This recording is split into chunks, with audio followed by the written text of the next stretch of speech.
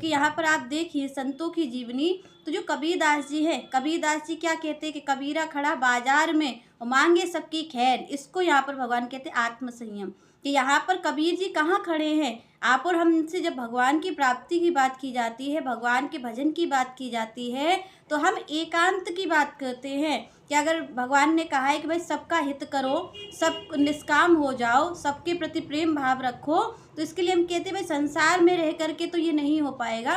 क्योंकि सारे व्यक्ति यही कहते हैं कि भाई संसार में रह करके कैसे ऐसा हम कर लें कि किसी से राग द्वेष की भावना ना हो, किसी से कुछ लेने की भावना ना हो, कि संसार में रह करके कैसे हो जाएगा। पर यहाँ पर संतों ने खड़े होकर के संसार में ही दिखाया है कि आत्म संयम कैसा होता है। यहाँ कबीरदास जी को आप देखिए, कबीरदास जी ने क्या किया है, मन का तप ही तो किया है।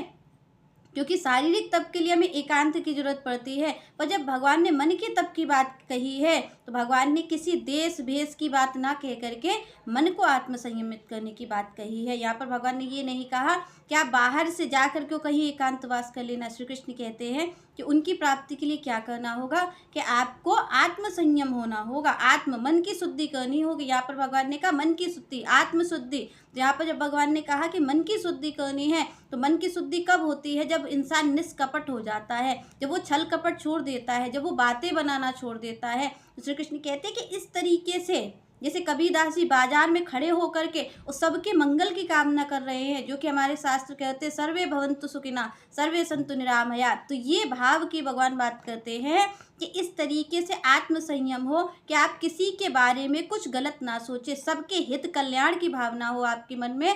और इस तरीके से अगर कोई संयमित रहता है, इस तरीके से अगर कोई मन की शुद्धि करता है, तो श्री कृष्ण कहते हैं इस तप के द्वारा मेरी प्राप्ति की जा सकती है। चलिए नेक्स्ट चर्चा हम नेक्स्ट वीडियो में करेंगे। तब तक के लिए जय श्री कृष्ण, जय श्री राधे।